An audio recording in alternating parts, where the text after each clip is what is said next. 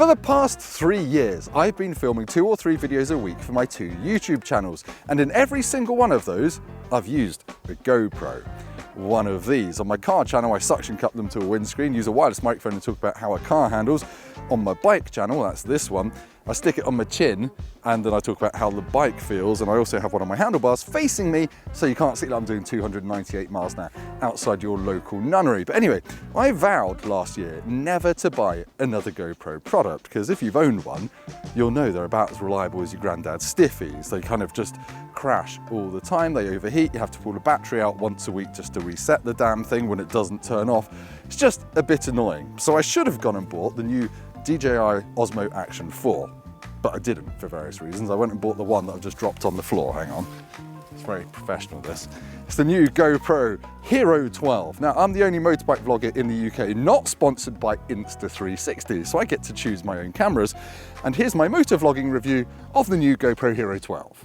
So what's new with the Hero 12? Well, it's the same size and shape as previous GoPros back to the 9, which is a good thing because it means you can use the same media mods, and we'll get onto why that's important for motovlogging in a little bit. Also uses the same Enduro batteries. They're the white ones that last a bit longer than your blue ones. And the real difference for me, I don't know if you can see if my camera's going to focus, is it's got a tripod thread hole right there. So you don't have to use the old GoPro claws to attach it to stuff, but by and large, I still do. Now, this isn't going to be a full specs rundown of the camera. Go and watch DP review or a proper camera channel for that. But I'm going to tell you the stuff that matters for biking.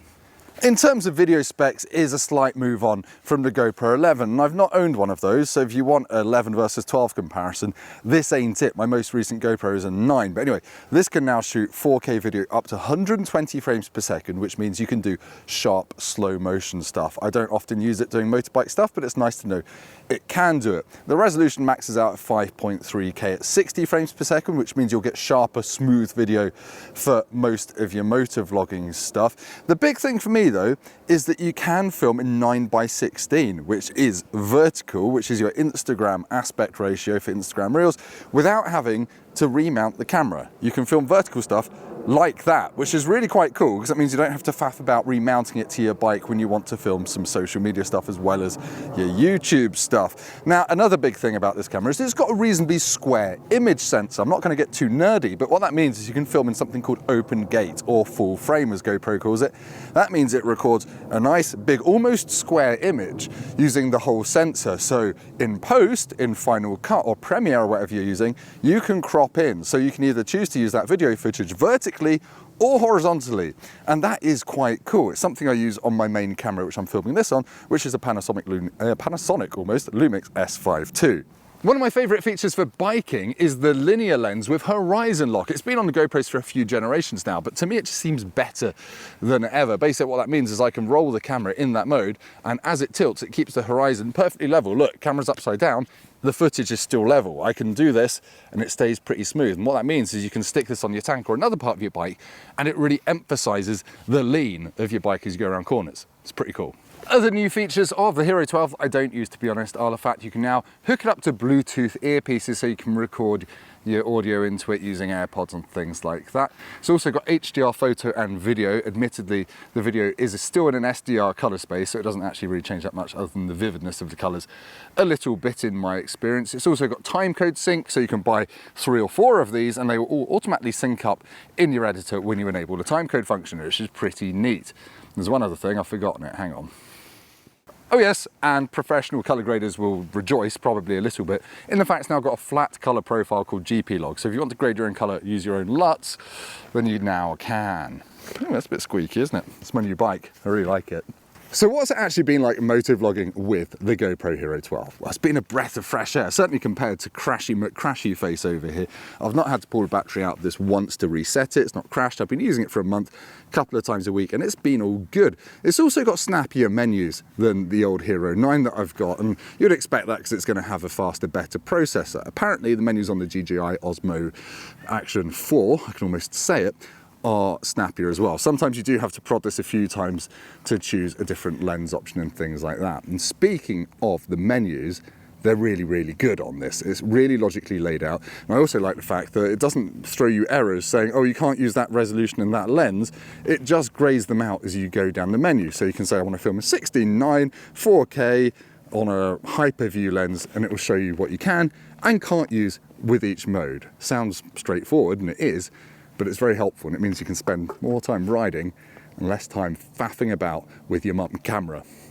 Now, as I said at the start of this video, it's really good this is the same size as the previous GoPros back to 9s, because if you're motovlogging, you're going to want one of these. It is, and probably not going to focus, but it's called the GoPro Media Mod. And basically what you do is you have to pull the battery door off your new GoPro, which just snaps off and you can always put it back on. Then you put the GoPro in it, like a little case, and then you've got a slightly bigger, less wieldy GoPro that's now talking to me. But yeah, then you can mount that to your helmet upside down, and on the back you'll notice, the flap's fallen off my one, you've got a 3.5mm mic input, so you can run a lav mic from the inside of your helmet straight into your GoPro, so you don't have to record your audio of you talking to an external device. You can still do that if you want to, and the audio quality will probably be a bit better if you do that, and you have to do sync claps and things like that.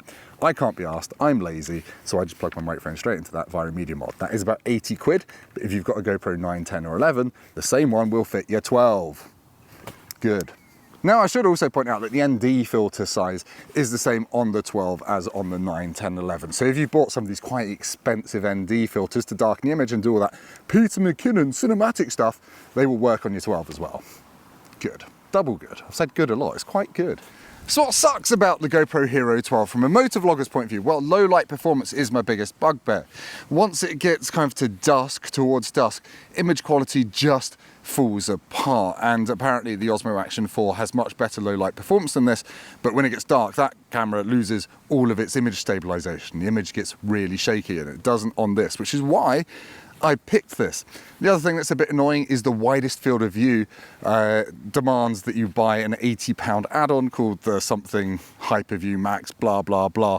It's a fisheye lens that you bolt on the front, and that gives you a massive 177 degree field of view, but it's another 80 quid on top of the 400 quid you've already spent on this. And my other criticism of this camera is the inbuilt widest field of view, hyperview, is a bit wibbly wobbly at the edges, but it's kind of hard not to have that in a camera that's got digital image stabilization that this has. And yes, the image stabilization is digital, it's not optical, and that means it can crop in a bit when things get shaky, and there's an automatic mode that will try to keep it as wide as possible, but just be aware that when it does get shaky in some modes, it will crop in a little bit. To keep the image stable, didn't scratch it, it's fine. Now, I realise I've whittled on way too long, so we're going to get some test footage in a minute, which I'll do a voiceover over to tell you what's going on.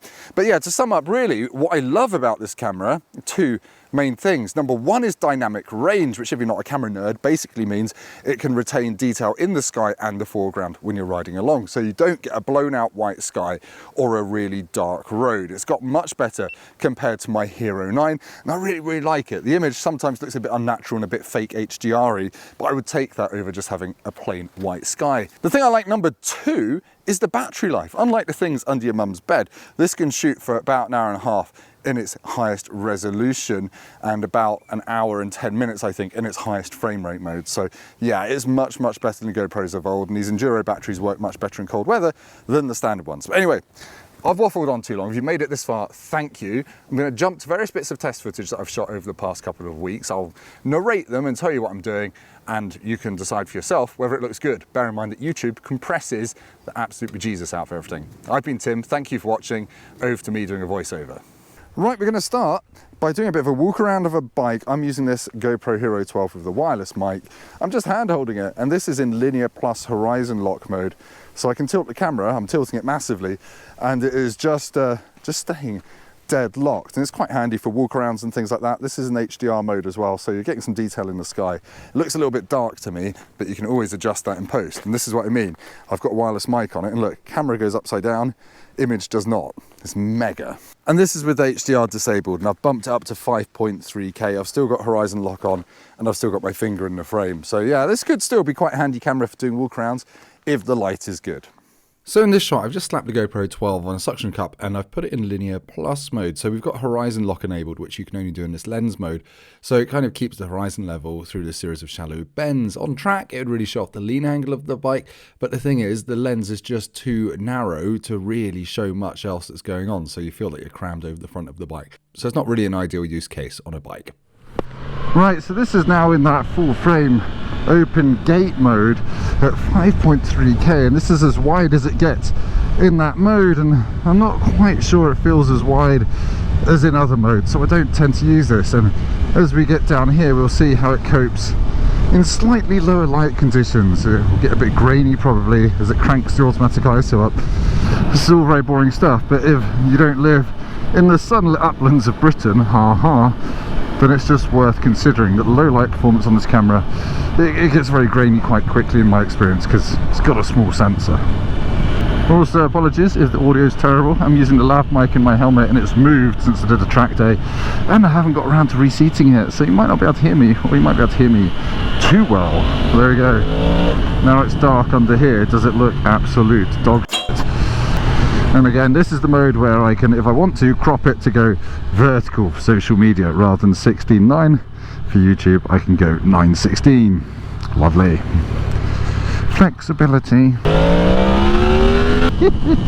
And it can still record you giggling as well. Now, one thing I didn't mention earlier is that you can control it using the updated GoPro Quick app. So look, I can see that I'm recording and I can stop it in a second, change my recording mode and come back in, let's try 4K. Let's do that.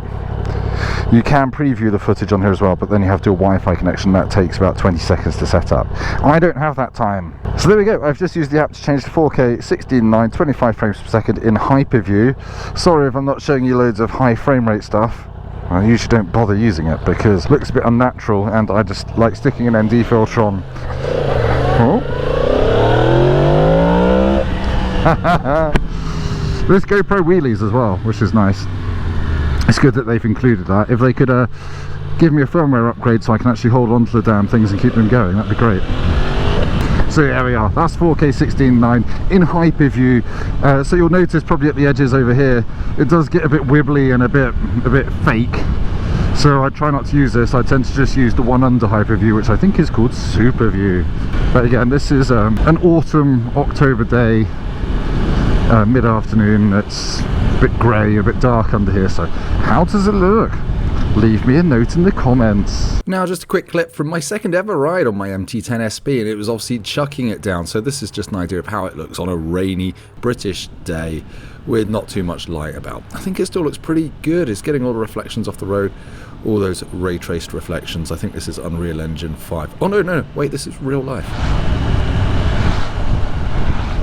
Right, I'm now filming in 4K 16:9 aspect ratio, but with HDR enabled, so yeah, the colours should look a bit more bold, should be a bit more artificial dynamic range, a bit more detail in the sky maybe, and hopefully when we get to the shadows up here, a little bit more detail in the dark bits as well.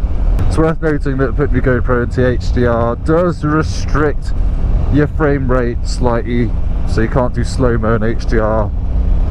I guess it's usually a couple of frames for each frame to work out the details and the colours and everything else, so it needs more processing power to do that. So here we go, gonna do some dark stuff and see what the dynamic range is gonna be like. I've been pretty impressed with the dynamic range in this new GoPro 12. That means you can keep some detail in the sky and the colours in the sky even when you're in shadow, and vice versa. It doesn't just kind of do one or the other. It's a much nicer overall picture than on my GoPro 9, which would just give you white skies if it was having to adjust exposure for the foreground. So there you have it, my quick overview of the Hero 12 for motorcyclists. Hopefully this was useful. I'd say it's a very good camera, another good iteration from GoPro, with the usual drawbacks of it being a small sensor, so poor low light performance, and I don't really like the open gate mode that much. It's just too grainy, and if you want to shoot vertically, just use the inbuilt vertical shooting mode so you don't have to rotate the camera. But anyway, thank you for watching. If you've got any questions at all, just leave them in the comments and I'll get back to you. Like this video and do subscribe, and go down to the comments and leave me the Japanese word for "your gate is open, please close it." Goodbye.